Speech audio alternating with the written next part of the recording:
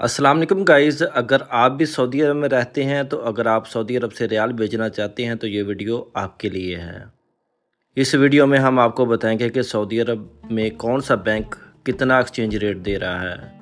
अगर आप पाकिस्तान रियाल बेचते हैं तो टॉप 1 पे हम किस बैंक को रखेंगे और बाकी इस बैंक में हम 6 बैंकों का तज़किरा करेंगे।